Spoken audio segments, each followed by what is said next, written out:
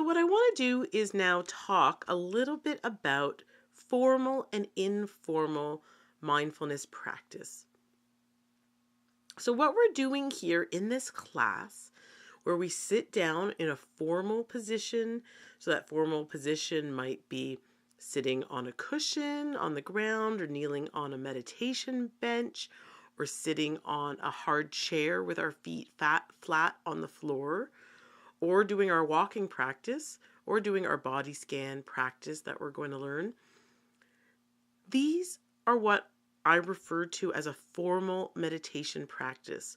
We are taking a certain form and we're picking a certain point of awareness, and we're setting a timer, or you're using one of my audios that the chimes go at the end, and we are practicing for a certain length of time.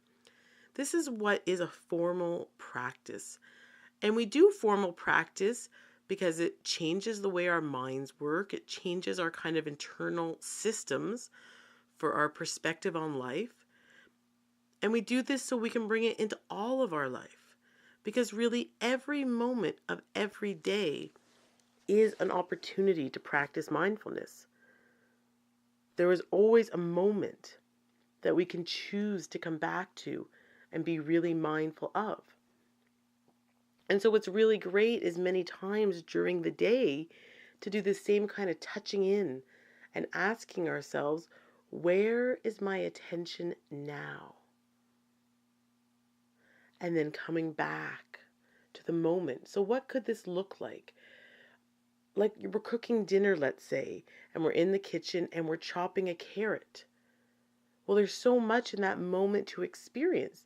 We can feel the weight of the knife in our hand. We can look at the carrot, seeing its color. We can watch the knife slice into the carrot and each little piece of carrot drop down onto the cutting board. That is informal mindfulness practice. Or we're washing the dishes and we can feel the sponge against our hands, and we can see the soap suds in the sink, and we can feel the kind of roundabout motion as we scrub a plate or a bowl in the sink. This is mindfulness. This is every day of our lives, all the little mundane moments, really dropping in and experiencing what there is to experience in the moment. So not in a cognitive way, not thinking about washing the dishes, not thinking about cutting a carrot, but really experiencing the moment as it's happened.